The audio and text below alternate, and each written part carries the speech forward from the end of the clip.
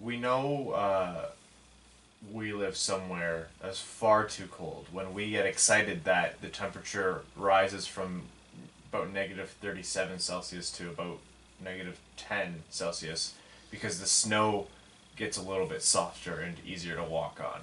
And the air doesn't hurt your face as much. I actually almost left the house without a coat today. It's -4 right now. I was like, that's downright balmy. I know. I had I had to open my window wider last night because it was warmer than what we've been used to. This whole polar vortex thing has just been. It's like being kicked in the face with a boot that's been covered in ice and sludge, and then just like the whole bottom of the boot just like flush on your nose every step you take outside. Accurate.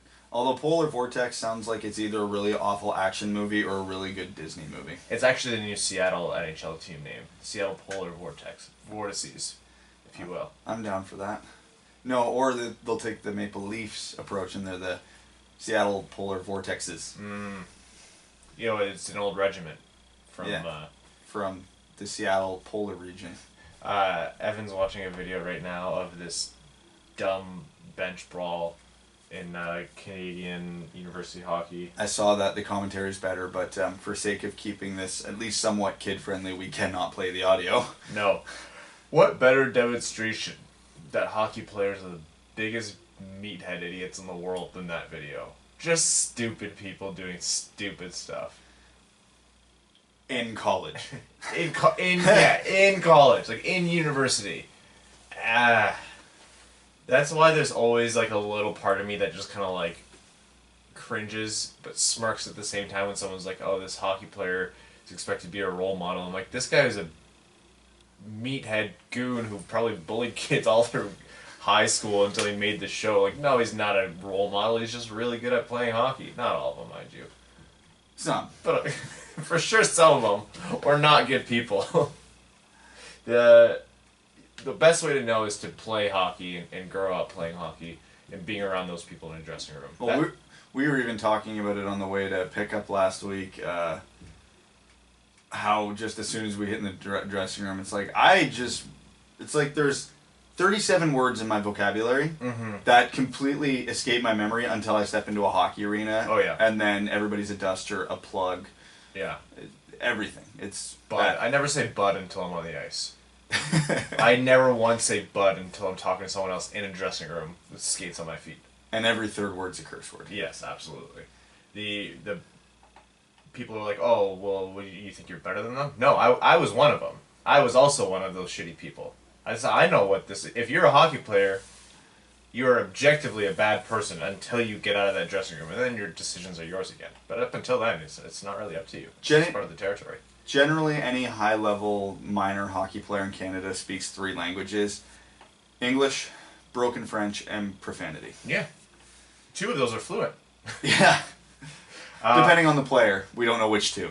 Welcome to the Winged Wheel Podcast. We are your hosts. I'm Ryan Hanna. I'm Brad Crisco.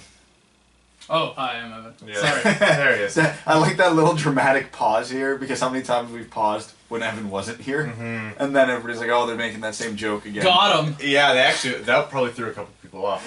On today's episode, hockey's back. The Red Wings have played a couple games, and we'll talk about those. There have been a few trades around the league leading up to some bigger narratives possibly to come as we approach the trade deadline. And then later, sometime during overtime, after overtime, we'll see. We actually have a surprise for Brad's wife. She's upstairs, so I don't want her to hear us. It's a surprise for Brad's wife, Crystal. It's her birthday, and so she thinks she's coming down here to talk about Ken Holland. That'll be later, though. We will get our commentary on that, because it's sure to be crass and hilarious. So topic 1, the Detroit Red Wings. Back from the All-Star break, well rested, had a back-to-back. Man, they have a back-to-back and then they don't play again until Thursday. It's like they don't want us to have content. It's like they want to keep us at the bottom of the standings. Detroit played Toronto on Friday, February 1st, in what I actually thought was a pretty good showing by the Red Wings. It was. It was also an extremely poor showing from the Leafs, but... Oh, yeah.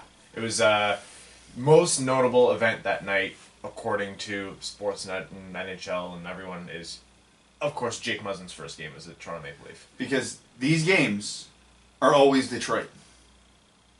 Always. If there's something that dramatic that happens with the team, whether it's your future franchise goalie like Carter Hart coming up to start his first NHL game, you are coming off your GM absolutely blasting your superstars Tyler Seguin or Jamie Benn, or whatever it might be, the next game is always Detroit.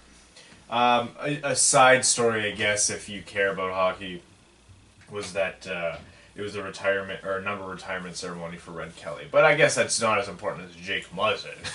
Top 10 Red Wing of all time, Red Kelly, according to the host of the Wing Wheel podcast. We had him at, we'll just say top 10. We'll say top 10. Spoilers, Patreons know. Yeah. For our Patreon-only episode, for those of you who are wondering where the hell the midweek episode was. Oh yeah, I forgot this is our first episode back from that. That was fun. That was genuinely. If you're on the fence, that episode was one. Like I'm not gooning you. I'm not butting you here. That was some of the most fun we've had recording an episode. I've never seen Evan get heated on a podcast before. No. Evan went to bat for a few guys there. Yeah, I was. That's what I do. I was not expecting that at all. So Red Kelly's number was retired, and our mind's long overdue. The whole ceremony actually kind of took a while. The game didn't start for how long? Like 8:15. Yeah. Anyways, What's another couple 10 minutes after he retired like 60 years ago? Yeah. So that was it was good to see, especially in an important game, because Red Kelly was essentially as much a Toronto Maple Leaf, if not more so, as he was a Detroit Red Wing. Shut your mouth. He's a Red Wing. He's ours. That game, Toronto really didn't have a good showing, and the pure catharsis that came on Twitter, watching everyone lose their minds. The reality of it is that Toronto's a significantly better team that should have shown up way more. Detroit put up a good fight, and they earned their win, but if Toronto could have put 2 and 2 together that game, that should have been an easy one.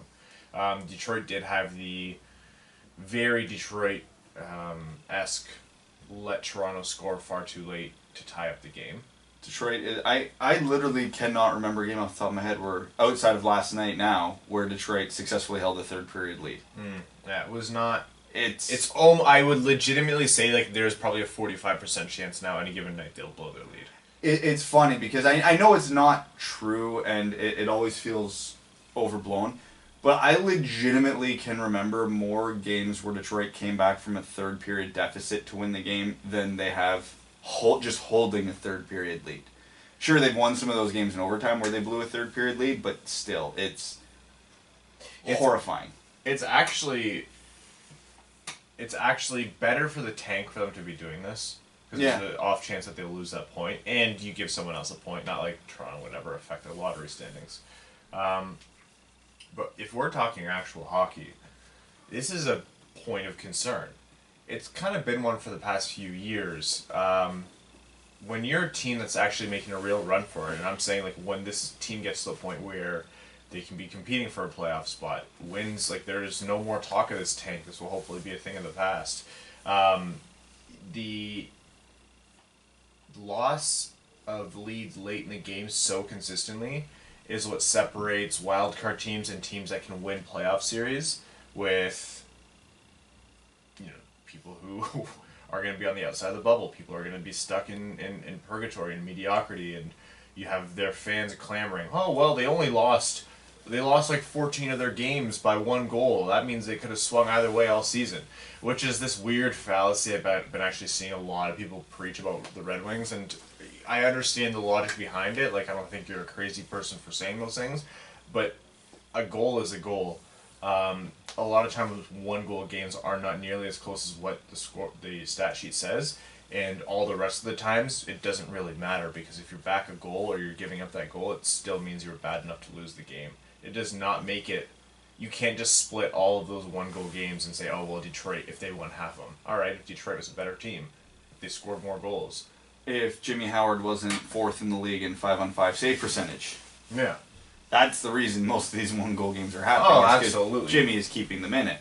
And being propped up by whatever line combination that night is actually put together properly and is putting out a good effort. Do you know the Nyquist, Bertuzzi, Larkin line since January 1st has a Corsi for of over 60%? The whole line? That's insane. Holy shit. 60%. That's like elite levels of puck control and shot share in the NHL. That's a legitimate first NHL line. I just had to smack Kevin. There's a Gillette commercial going on next to me, scratching the hell out of his beard. I'm so itchy! The Winged Wheel Podcast, sponsored by not Gillette. No, I need it though. Yeah, if you guys could, that'd be great. Yeah, thank you. Jake Muzzin had a Corsi for of 63 in his game against the Penguins. So, if you're saying they're gonna boo him soon. Yeah, if you're saying that line is almost as good as Jake Muzzin is, then Wow. yeah. The Jake Muzzin trade, and we'll get to that, was actually, I think, a great trade for Toronto. And all the talk around it was significant and warranted because, it's a big trade that happened. It's probably the closest thing we've had to a blockbuster all season. But the fallout analysis of it, because they had to wait so long for him to play a game, and just like 17 articles a day on Jake Muzzin, I was just like, oh, sweet hell. You're going to burn these people up before he even touches the ice. It's true. The Red Wings' next game was against Ottawa. Well, the first game against Toronto ended as everyone predicted, in overtime with Danny DeKeyser scoring the winning goal. Yes. Which, of course, it's just the age-old tale of Danny DeKeyser scoring the game-winning goal. Which was nice to see because, again, he's been pretty strong this year, but he was the main reason the Leafs tied it in the last couple minutes with his giveaway there and his indecision but with the puck behind the net. You gotta ruin his fun, Brad. Hey, I said he made up for it. The real story, though, is Nyquist played out of his mind that night. Nyquist and Athanasiou had really strong games. I sent out a tweet that got a lot of reaction because watching Nyquist play, I threw out the point, if we're trading Nyquist at the deadline for anything less than a first-round pick, it's probably more value to the franchise to keep him. I agree. I know my keenness on trading him before was... Now, I'm not going to say overstated because I stand by it, but this guy is a first-round... Like, he warrants a first-round pick. He's playing out of his mind. He might hit 70 points this year. Yeah. And a lot of people are saying, yeah, but he's not going to hold that production up forever. No, and that's why you don't sign him to a 5, 6, 7, 8-year contract.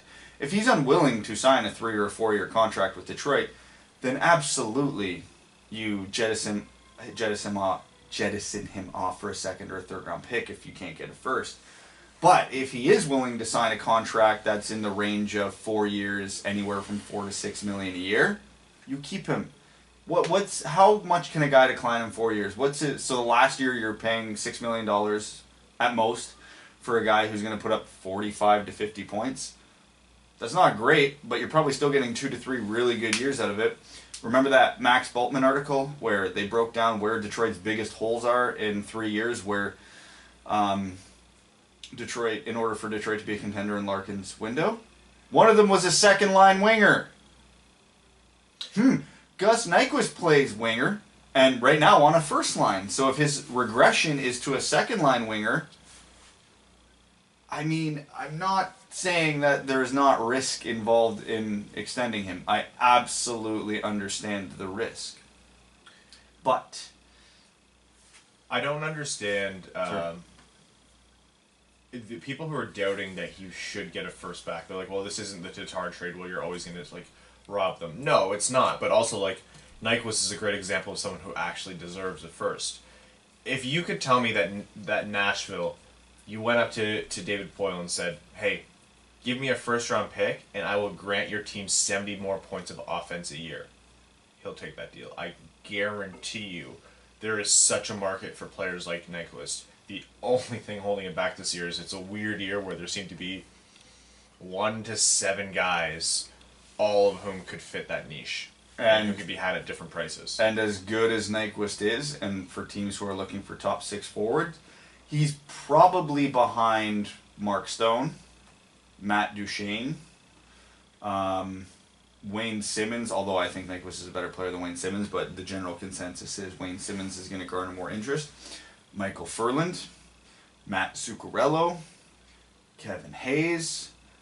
Nyquist might be a lot of teams' 6th choice right now for a top 6 forward. I'm not saying he should be number 6 on that list, but he sure as hell isn't in the top 2.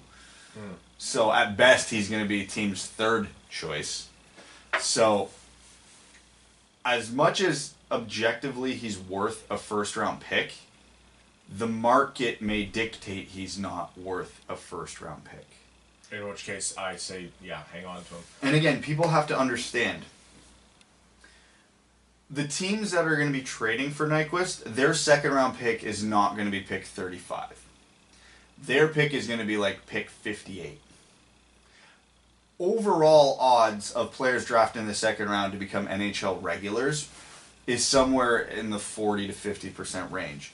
And that number goes down the deeper you get into the second round. So would I rather take 4 more years of guaranteed to be at least decent Gus Nyquist, or take a 40% chance of maybe getting a guy who's a regular in the lineup? And again, that 40% is just a guy who plays 200 games in the NHL. That could be as a bottom pairing defenseman or a 4th line winger.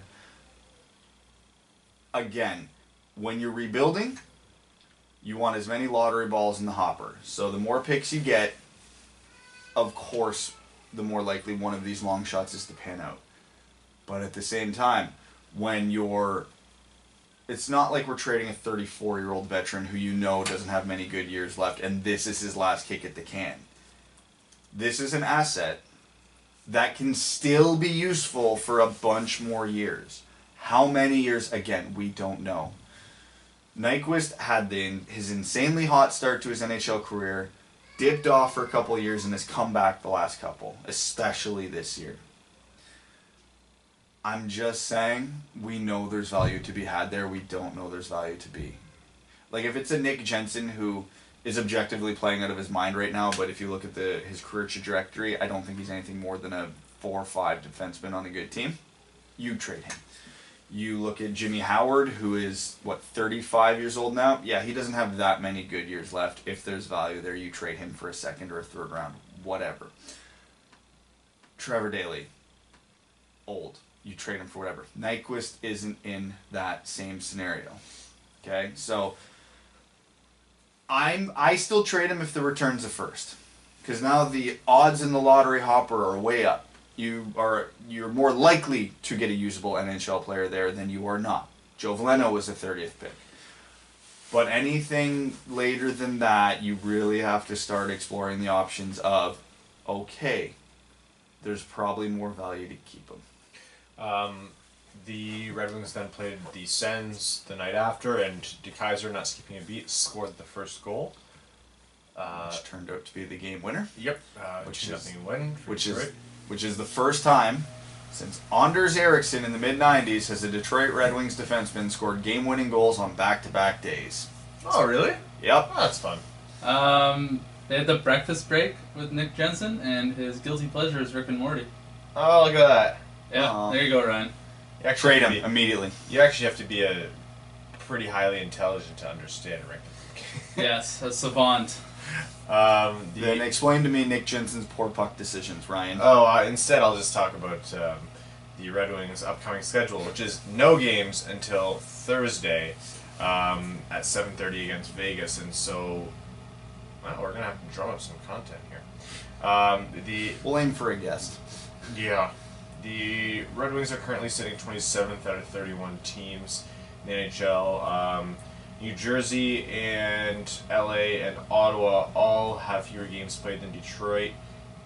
I believe, New Jersey is the only one who could technically pass them. So really, Detroit could be as low as 4th last, but for right now, they're 5th last. For those who care about the lottery standings, Larkin is injured. 1 to 2 weeks, I think. Is it? Strained oblique. Strained oblique. And oblique's a strange muscle. Let's use 1 to 2 weeks as a very rough timeline. Yeah, it's kind of an unknown. He might be back in 2 games. He might be back in a month. Do not hold your breath either way. Hronek stayed down. We've been bamboozled. We've been had. When Hronek went down, it was It was right before the All-Star break. The Red Wings were off for 10 days. We said, everyone calm down, it's nothing, whatever. And then the same Jeff Blashill who sat Cholowski for Hronek. For Hronek, because Hronek needed to get back in the lineup, and Cholowski could not play in front of his family and friends for the first time. He kept Hronek in Grand Rapids. This franchise is stupid. So it's a rebuilding year, and we're taking a guy who is excelling at the NHL and is young and put him back in Grand Rapids. Anytime we seem confident in what we're doing, just remember this moment. Because we got Blash-boozled. Ken Holland has set the record for the most wins as an NHL GM for the Detroit Red Wings. Neat. Yeah. He's the winningest Detroit Red Wings GM in history. That's what the record was, right? Yeah. That would have happened. Congrats, Ken. Well deserved. There we go. That should cool off the haters for roughly 32 and a half minutes. Oh, yeah. It doesn't change much for me, Brad. You know that. Yeah, I know. I just figured that it's about 30 minutes till we get Crystal down here, so. Okay.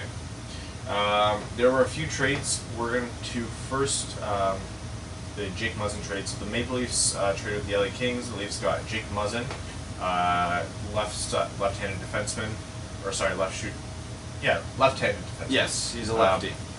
In exchange for Carl Grundstrom, the rights to Sean Dursey, and Toronto's first-round pick this year. So Toronto is out of the Nick Jensen sweepstakes now? Yes. No, they are still very much in it. But No, they're out. We need the first. Yeah, not for Nick Jensen, no chance. So it was a little bit surprising because Muzzin, high caliber defenseman in my mind, really good get. The wrong side. But if you're confident that you can scheme and move your players around to make that work, then I think for the value that they got Muzzin for, it was a great deal for them. My favorite thing that happened was after the trade, again, with everything being overanalyzed to death, people were very happy because apparently the plan was to play Jake Muzzin with Morgan Riley. Even though Jake Muzzin's never played the right side in his career, hey, it's not that hard of a transition, and Morgan Riley's a great defenseman. It's not the worst move in the world, which I agree with. And they were all happy because it was like they were getting Ron Hainsey off the first pairing and jettisoning him down to the third pairing. Yeah. That didn't even last all the way through the Red Wings game in typical Mike Babcock fashion. Yeah. Welcome to Mike Babcock, Toronto. This never ends. Legitimately never ends. Jeff Blashill wasn't the first player to play Abdelkader on the first line. I want you to just remember that. The anger around Babcock, and we've even had some Leafs fans coming into Red Wings territory going, was this how he was like? The answer is yes. Always yes. This is just how he is. He's a good old school hockey boy who loves his grit, his grinding, and his hard work and his heart and soul. And so, his veteran presence. For some reason, Ron Hainsey gets a pass. I love watching Ron Hainsey on the first pairing because it's hysterical. It's just slow motion train wrecks left and right. Yes. In this entirely fast NHL now, let's continue to put the big slow defenseman. It's like imagine first pairing defenseman Jonathan Ericsson. Now I'm not saying Ron Hainsey is as bad as Jonathan Ericsson. He is not. But this is the equivalent if Detroit were actually good. This would be the equivalent. In any case, Jake Muzzin is a good asset. I think that's great value from Kyle Dubas. It makes sense for LA as well. They're not going to do anything anytime soon, and they need to start rebuilding. Dursey is not a bad prospect at all. Not a guarantee by any means, but hey, lottery balls in the hopper. Same thing goes with prospects. Grundstrom won't ever be more than a third-line player, but hey, you still need players on your third and fourth line. And of course, that first-round pick. David Pastrnak was picked in the 20s. Kuznetsov was picked in the 20s. First-round pick's a first-round pick. Yep, exactly. And that pick could be realistically anywhere from 22 to 31. So, is Seattle going to participate in this upcoming draft? No, because they're not going to be in the NHL next year. No, but I thought maybe they could. No, it's only the year before you play. Yeah. Another trade that happened was between Florida and Pittsburgh. So the Penguins traded former Red Wing Riley Sheahan, Brassard, and a second and a fourth-round pick. So 4 assets there to both those picks in 2019 to Florida in exchange for Bukestad and McCann. So isn't that not the all-time trade for underperformers? Yeah, it's a funny one. So, speaking philosophically, I know a lot of Penguins fans are maybe not as thrilled about this because a second or fourth round pick, in addition to two assets, I've seen a lot of we shouldn't be mortgaging futures. This cycle won't last forever. Jim Rutherford sometimes makes moves that aren't the greatest. This guy's won cups, and so in my mind, he has a license to for a little bit to take a little bit of heat. But my thinking, if you have two of the best centermen to ever play hockey anywhere in the world on your team at the same time, you mortgage as many futures as you can to maximize their potential for success. You were in your window for as long as they exist. Your team will literally never be this good again. You will never have Sidney Crosby and Evgeny Malkin on your team at the same time, ever, ever, ever again. Do it.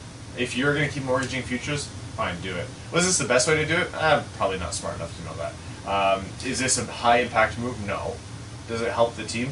I'm sure Jim Rutherford thinks so. Well, they pulled Broussard and Sheahan off their roster and put on Bukestad and McCann. That's probably an upgrade, especially considering they were looking to move Broussard anyway to clear up a roster spot and some cap space. Yeah, it's the second and the fourth that got people up in arms. Yeah, and Sheahan, hey, he's up to 7 goals this year, so it's a career year for him. Oh man, that guy needs to find a way to utilize that shot more. Yeah, and right now it's already being stated that Florida intends to flip to Broussard again before the deadline, so who knows if he even ever plays a game for them. I'm not sure what they're going to do there. I know most of the conversation around this trade has revolved around Pittsburgh. That's not the interesting part here for me. The interesting part is that Florida has already publicly said, their GM Dale Talent has already said, yes, this was a way to free up cap space so we can be aggressive in free agency. Now, Elliot Friedman has already linked in rumors before this trade that Florida was going to be heavily in pursuit of Artemi Panarin and Sergei Bobrovsky. This just adds to that theory. Yeah, that is actually huge. To clear up that cap space to take an aggressive run under Artemi Panarin. And Sergei Bobrovsky. Because let's not forget, Florida's biggest issue this year has been goaltending. So it's no secret that those guys have at least a foot out the door in some capacity. Artemi Panarin's agent has made it publicly known that they've informed Columbus management that they're only willing to talk about a possible future with the team after the season. Translation, he gone. If you're Columbus, just trade them, right? You have to trade them. Well, here's the thing. Columbus has been kind of in and out of first place in the Metro all year. They could make a run this year. Do I think they're a cup favorite? No. But, I mean, at some point you have to go for it. Teams in their position trade for rentals at this time of year. Those are basically self-owned rentals. That being said, Columbus picked a really interesting time to go on a 6-game losing streak. So this could go a lot of ways. Had that 6-game losing streak not occurred and they were still like in first place in the Metro, I'd say absolutely keep them both and just make your run. Columbus in franchise history has never won a playoff series. Ever. You have to give your fans something at some point, right? Washington's on their cup hangover. Pittsburgh is Pittsburgh. The Islanders, there's no way they're actually this good. Columbus has a chance to win a round or two this year very legitimately. I don't know if I can say that for sure anymore, because I think their best bet is to win the division and not have to play Pittsburgh or Washington in the first round. Get one of the wild card teams. Get the Canadiens or whoever. If I'm Columbus, I'm saying Toronto, Tampa Bay, Washington. Teams I'm not going to get past in the playoffs. They're a good team. They definitely have a chance at winning their division.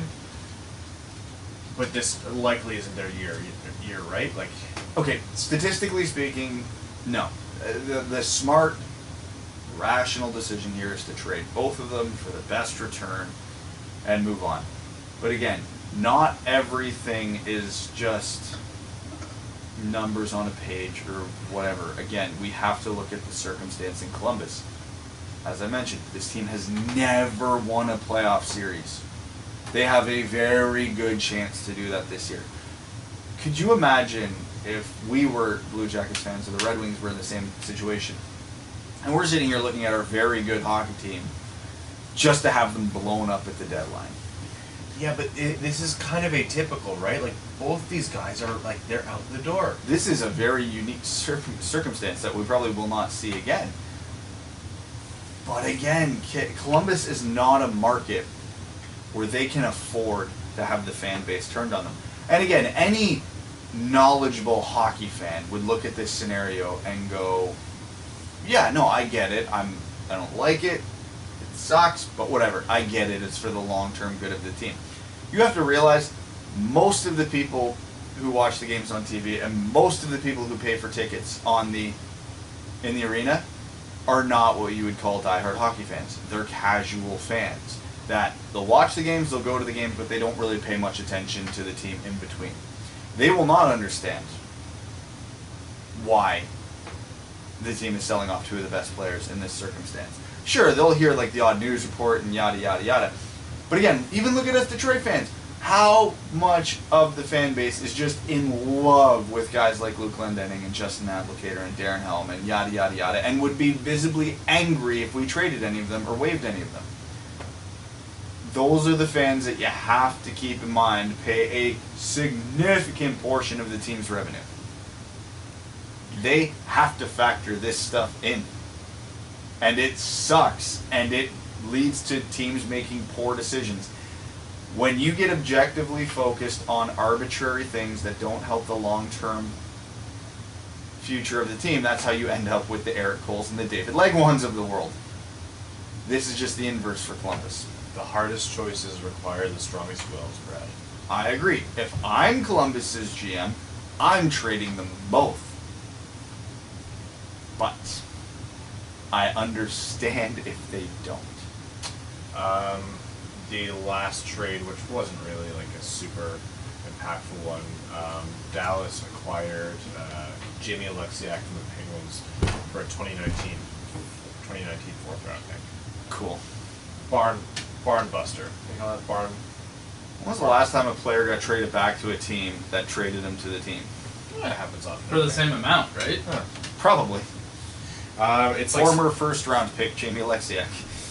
it's like CJ Spiller getting cut and re-signed by was it the Bills? Did they do that? No. Chiefs. Someone kept doing it. Yeah. So the trade market is opening up a little bit. Panarin and Bobrovsky are obviously going to dominate those talks. Stone and Duchesne. Last update was, I think it was Friedman again, is betting on both them being traded now. Yeah, I would imagine the same. It's you have an owner who doesn't want to spend money, and you have two guys who not only are worth money that the owner doesn't want to spend, you have to overpay them considering the circumstances of the team. You have a ton of cap space. You're not really paying anyone else, and these guys are shouldering more than just their responsibilities as hockey players. They're shouldering the entire organization because it's been an absolute tire fire. You have to pay those guys, and it's more than 8 years, $8 million a year. For Duchesne, Stone's going to get close to 10. Yeah, I think they're gone. I think they're both gone, and it's such a shame that this owner is just refuses to pay that kind of money for a player. You look, it's a superstar-driven league now, and Eugene Melnyk is not willing to pay superstars. So in the span of a calendar year, because of it, they're going to lose Erik Karlsson, Mark Stone, and Matt Duchesne, and even possibly another good player like Ryan Dzingel, who's I think already at or very close to 20 goals this year, because he refuses to spend actual money in order to have a winning hockey team. It's pretty pathetic that the league is allowing, it's pretty pathetic that the league is allowing this to happen and not pushing some kind of sale. I understand that it's a tough process to kind of force legally, but you have people willing to buy this team. You even have a group willing to help build the arena that would help increase the value of the franchise. Well, by however much, having that arena in actual Ottawa would drive up the value of this franchise, and then Melnyk could sell it for whatever he wants and just be happy. But he just throws up his own roadblocks left, right, and center. And it's pathetic that we have to talk about two high-class talents like Duchesne and Stone and then worry about Eugene Melnyk in the middle of that. And if you're a Red Wings fan sitting there and go, oh, why should I be mad about this? It's a team in our division making them objectively worse. A, it hurts our lottery odds, and B, it hurts our trade value for Gus Nyquist. Because if Stone and Duchesne and Dzingel weren't on the market, now all of a sudden Nyquist might be the highest producing top 6 forward available. And he won't be. Randy Carlisle, do you want to text Crystal and see if she wants to come down here? You want to do it Yeah. before overtime? We can talk about Wendy. Randy Carlisle is still gainfully employed as the head coach of the Anaheim Ducks, who are now firmly out of a playoff spot. They are 3 points out with 3 teams ahead of them. And own the worst goal differential in the entire NHL. Yes, they worse than Detroit's, so 39 goals below average.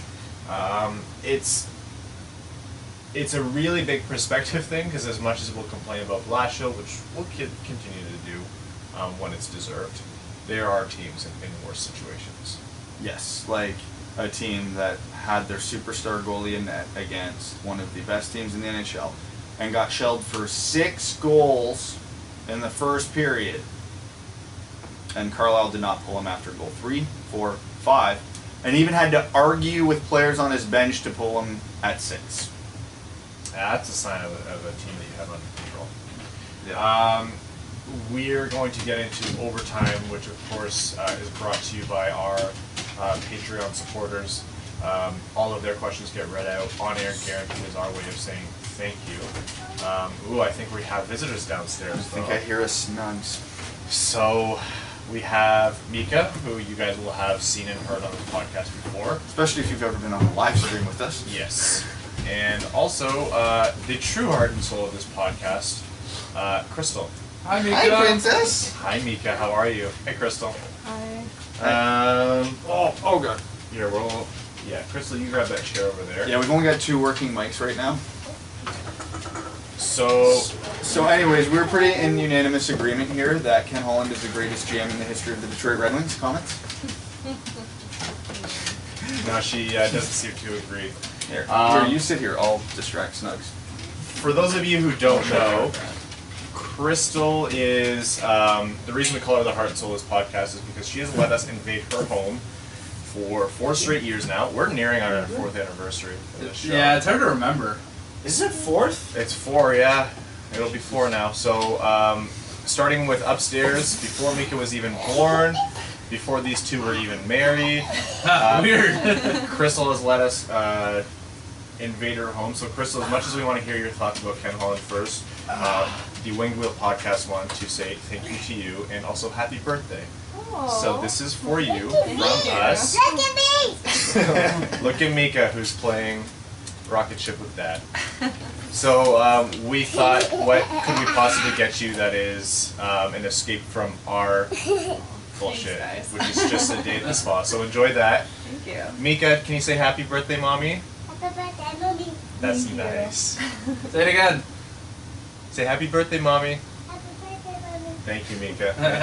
Hey, you've talked as much as Evan this episode. That's true. That's true.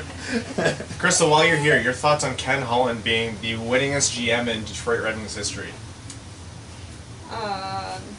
It's not really something I feel he deserves. I feel Tell us how like- you really feel. Oh, Mika's Oh. found the musical instrument. Oh yes. Maybe. Let me sing you or play you a ballad. I think that title belongs to scouting and development and, well, up until the past couple of years, prior coaching. We have a pretty hard I thought I was extreme with my opinions. Oh, this is our new intro music for overtime. Yeah, thanks. Thank you. Thank you, big girl. Thank you for coming to Mika's TED Talk. So I want you guys to know, if you ever think that I'm a little bit harsh on Ken Holland and Jeff Blashill, this is what the average fan thinks. And this is really scaling it back. You should hear Crystal away from the microphone. I know, Crystal is actually, the only reason Evan and I can bear Brad is because Crystal keeps him in check while we're here. Correct. Yeah. Although, which begs the question. Watch it. Oh, wow. Oh goodness. This podcast has turned into a zoo. This is just chaos. Yeah. Mika, She's bringing every toy over here now. she does tend to do that. So I guess Oh god. It's become self-aware. Oh my goodness. Did it start playing when you push it to the I didn't touch opposition? it. It's got both sides. Oh, I don't like that. That pin. Oh wow. Anyways, so Crystal, enjoy your day at the spa. Try not to pick on this dingus. Brad will be happy to watch Mika the entire time. Well, we'll plan it around the live stream, so it'll be like 3 minutes and a baby. Yeah, absolutely. What did Mika do during the last live stream? Oh, She was left. there for 5 minutes, and then Crystal and her went to her brother's. Yeah. Mika's currently marveling at the rolling of a ball. Mika, do you want to play? Do you want to play overtime with the patrons? Yeah. Kaylin Wood says, "Howdy, fellas. I was lucky enough to see the Griffins play the Stars on Thursday, thanks to Hams. The seats were right behind the bench, or right against the bench, and it was really neat seeing the coaches and staff do their thing." What, did she just get a megaphone? Yeah.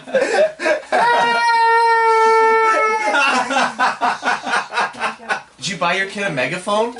We did not buy it. Someone bought it for her. Why do they hate you?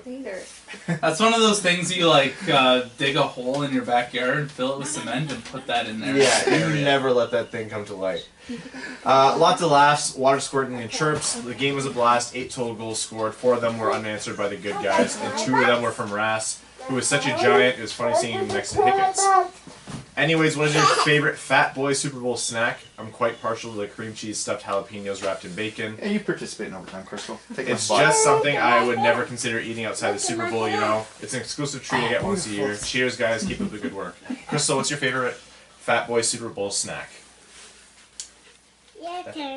I don't know, actually. You're all wrong. It's buffalo chicken dip. I was letting you all decide, and I will decide for you. You know, Buffalo that, chicken yeah, dip. that is pretty good. Buffalo chicken Yeah. wings, buffalo chicken dip. End of story. Yeah. Yeah. That's it. That's it. It's gotta be it. It's the wings that do it for me. It's a ball with more balls inside of it. And this also makes noise. Everything makes Yeah.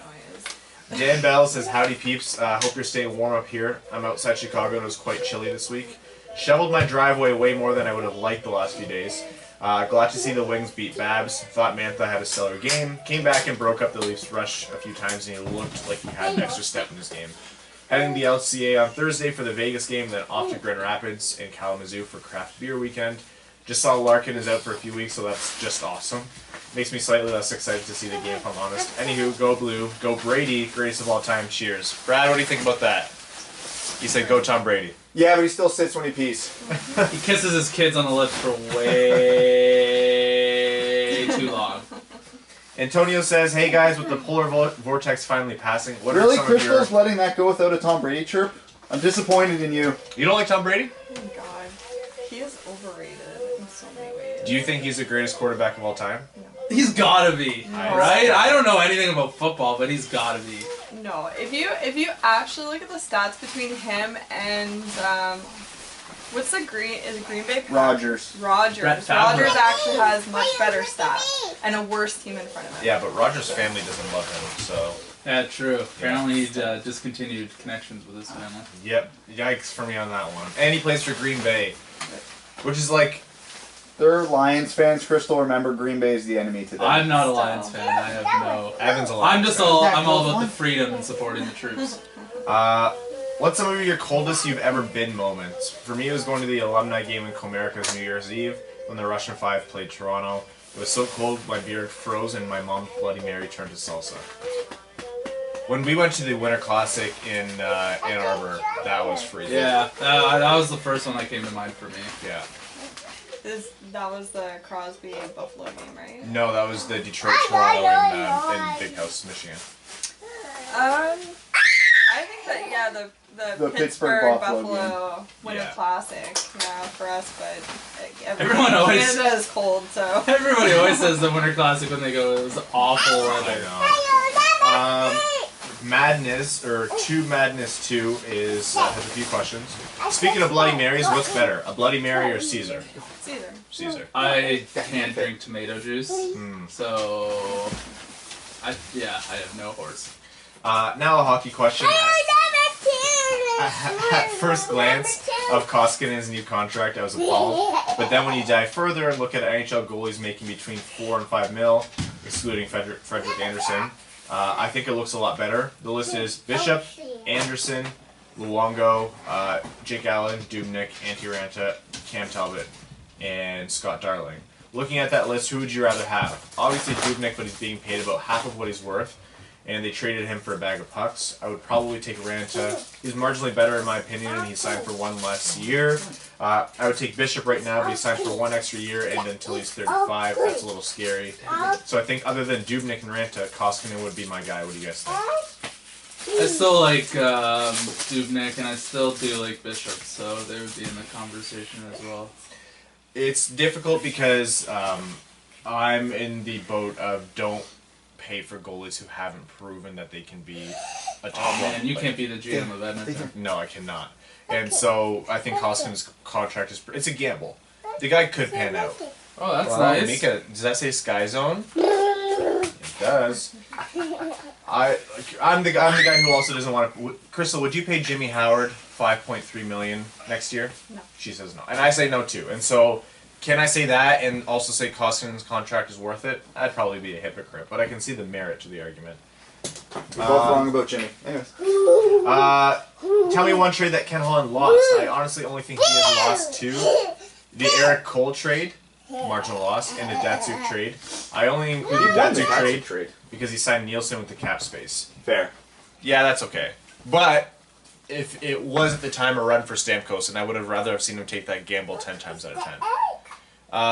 A trade he doesn't make enough trades to lose them really. The leg one trade is bad. It's contract signing. That's terrible. Yeah, the contracts is what does it. The trading of money for services is not so good.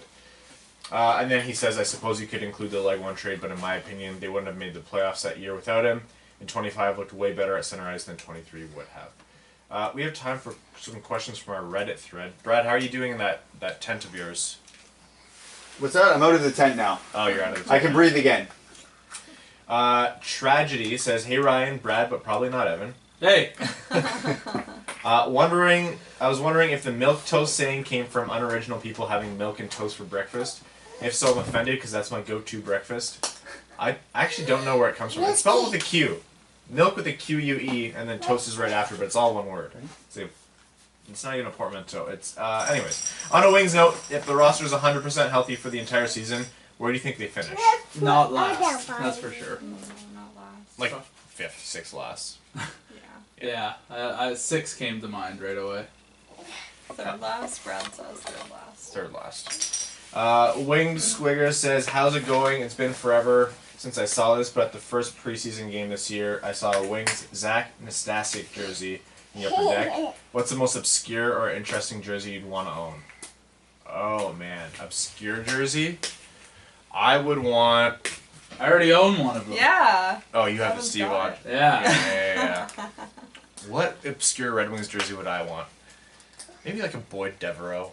That's not even obscure though. I think if you ask Red Wings fans today, a lot of people wouldn't know That, Boyd Devereaux. that's they're too busy commenting on the Facebook posts. Yeah, for the for Red real. Wings. Mrazek for you? Is Mrazek obscure? Would I Mrazek don't know count? if he's I bet in obscure. 5 years he'd be A obscure. Czech Republic jersey then. Oh yeah. Yeah. Oh, a Sweden Lidstrom jersey. Is that obscure enough? No, that's common. No, okay, that's not obscure. My bad. Coltron57 says, this one's for Brad since he mentioned his love for Linkin Park's hybrid theory on multiple occasions. What song is your favorite on the album? I'd have to say mine is A Place for My Head. Yeah, that's mine too. That's actually my go-to too, so not to get too unoriginal there, but yes, definitely a place for my head. Jake Nagy19 says, Ken Holland became the Wings' winningest GM in history with their win against Ottawa. My wife, aka the #1 fan of the WWP's Global Sensation podcast, wants to know if he's just stuck around for that and now he's ready to give up the reins to Stevie, right? Right? No. I'm sure that record means nothing to him. But seriously, what are the odds of a peaceful transition this summer? This summer, I would put it at 45%. If it doesn't happen this summer, I would say like 85% next year. But I don't think it's going to happen because they asked him to step aside for Stevie to start with and he refused. In 20 The only way we're getting him to step aside is to fire him. And that would be the best day of my life. Yeah, they're not firing Ken Holland. Hey, listen, your daughter and your husband's over here. Crystal is is not a fan of the peaceful transition. She would prefer we lay siege to Ken Holland's office. Yes. And the best day of her life, not the day of her wedding or the day of the birth of Mika. The best day of my hockey life. Crystal, we're the same in that I think we're you know, we're talkative people, but at the same time, I think we like the quiet to recharge. And I don't know how you survive with possibly the two most noisy humans I've ever met in my entire life. Big girl. At least Mika has the advantage of She's cute. she's cute. Yeah. Brad's not cute. You look at Brad and you're like, someone looks like they stuck a straw in your neck and it just inflated your head into a bubble. But somehow your hairline stayed intact? I always kind of wonder that. Kimosabe R22 says, my dream for this offseason was Kako, a new coach, and Duchesne. Am I going to have to settle for just Duchesne? Oh man, I would be thrilled with just Duchesne. Right. I don't even think Duchesne is like above a 10% chance of happening. Any one of those things would be fantastic in my mind. Least so a new coach, because I think getting Capo Kako or Duchesne would be a little bit more impactful right now. But yeah, I would be happy with any of them. How do I Deke says, I'm going to Toronto soon. What are some must-dos? Leave. Hockey Hall of Fame. No, Toronto's a great city, yeah. Hockey Hall of Fame. CN Tower, you usually must do. A lot of people like Ripley's Aquarium. Yeah, that's good. Toronto, people don't appreciate it, but is one of the best places in Canada to eat. Look up the kind of food that you like and look up like the top restaurants for that food. It's worth spending a dime there. If you're going in the summer, Toronto Island is sweet too. Yeah, if you are going in the summer, get out to the island. Don't go to a Leafs game, that's too much of your money. Toronto FC games are a lot of fun. Yeah, Toronto FC games are a blast. Blue Jays games. Jays games, yeah. The Dome. And then what's the sports bar? Real Sports. Bar? Yeah, Real Sports. It's called Real Sports, right? Real Sports, Yeah. yeah. It's insane. Watch it. If you want to watch a game, watch it there. But you gotta go like super early or you're gonna wait a long line. Yeah. Toronto is legitimately one of the biggest like cities in North America. It has everything to do. In my mind, if you want to experience the best that Canada has to offer, Montreal and Vancouver are your two best bets. But it's not like Toronto. In my mind, is just like other New York in terms of like the kind of things it offers. It's not the same as New York. New York is a little bit of a different character, but Toronto does not have a top 50 in the world restaurant. Canada doesn't even get visited by the Michelin guidebook, so there's not. That's not good. No, it's because it's no one. Those guidebooks are done on a full profit basis, right? So, not enough people are eating at Canadian restaurants for them to spend time to send people there. They don't they don't even get reviewed. Rip. Yeah. Jacobs is really good. Jacobs? What's Jacobs? Steakhouse. Look at you. Mika on her giant. Oh man, she's collecting that thing. I hope she doesn't fall back. Oh well. I think we have some time for our Ask WWP. Ask WWP hashtag. I have a question while you're looking it up. Yeah. So if we finally get rid of Holland and we get rid of Blashill, which would instantly make our team better in both ways, are we finally going to see Abdicator be placed in a position that's suited for his actual level of play? You know, not being a first liner when he's a fourth liner, and not being an assistant captain when he is not an assistant captain. I don't think they'll strip away the A, but I think you will see him. If you take the average, like the baseline coach, like not one of the best but not one of the worst, they'll look at Abdicator's play and say, yeah, this guy does not deserve to be on the top pairing power play unit or the first line. So yeah, he'll be relegated to the fourth line. Because thanks to Holland, we have players sitting in Griffins who actually deserve a spot, and we're playing Applicator because we can't ever get rid of that garbage contract. No. Because no, you know, we can't. winningest GM shells out. Awesome god. Crystal, don't think about this when you're at the spa. My favorite thing is yes. Look at Nice. Dad. My favorite thing is that before the episode, we made a conscious effort to stop dumping on Abdicator every episode, and Crystal breaks it. Hey, it's Crystal who did it this time. Oh, paper towel. Thank you. That's Mika Oh, brought this us is a scary one. Barbie doll wrapped in a paper towel. Lonnie says, Lonnie has a question that says, this is crazy, I know. We trade Larkin to Colorado for both their firsts. Conceivably have a 32% chance at number 1 overall if Detroit and Ottawa finish at the bottom of the standings. What do you think? There's zero chance Colorado does that. Colorado doesn't take that deal, and I don't even think Detroit would make that deal. Why would we? It's you'd be betting that both of those with those firsts, you get a player as good as Larkin is now, and then someone else worth the cultural and franchise loss of just trading away the face of your franchise at the moment. I'd be a big boy play. Oh, big girl. That would be a big baller move that could go wrong or right in so many ways. Cedo89 says, going to my first Red Wings game, and I'm from Australia, so any tips for my first time at the LCA? Drink beer outside of the arena. First time at the LCA, try the food. The food's actually great. Take a walk, get there early, take a walk around, go see the Olympia sign, see the murals. That's really cool. Yeah, it's a really beautiful building. There was supposed to be an entire district built around it. We haven't quite seen that yet, so maybe by the time you get there, there will be something. In how many years? Yeah, we'll see. That's the danger of publicly funded arenas, so I think it shouldn't happen. Okay, that's overtime. Before we wrap up, I want to talk about a few things. We are now into February. The trade deadline is coming up on the 25th of February, and so instead of and that's a Monday, so instead of our usual Sunday podcast, we're actually going to bump Sunday's podcast to Monday in the evening, so it'll be right after the trade deadline. We'll be able to dissect, deconstruct, and do everything, so that podcast will be coming February 25th at night. On the 24th will be our monthly Patreon live stream of a game, so I believe that game is against the Sharks, was it, Brad? Yes. So the 3 p.m. game against the Sharks will be live streaming. And the other thing to mention is that the Patreon exclusive episode for that month will be coming on the 27th or the 28th, one of those 2 days, depending on when we can wrangle Evan. That's when we'll be doing our next Patreon exclusive episode. So we will still have a trade deadline episode on actual trade deadline day, and then our primer for that will probably be on the 20th or the 21st. So that's what we have to look forward to. We want to thank everyone for their support. Thank you all for listening so much. All of our supporters, all of our patrons, our name level sponsors, Sean Levine, Chad Hiersack, Sky Carcass, Arjun Shanker, Clayton Van Dyken, Langabir, Derek Shippard, Kalen Wood, Charlie Elkins, Stan Olson, Ryan Lewis, Dan Bell, and Hannah Lee. Thank you guys so much. For those of you who want to interact with the show more, like us on Facebook, subscribe however you get your podcast. If you want to leave a rating on iTunes, that does wonders for us.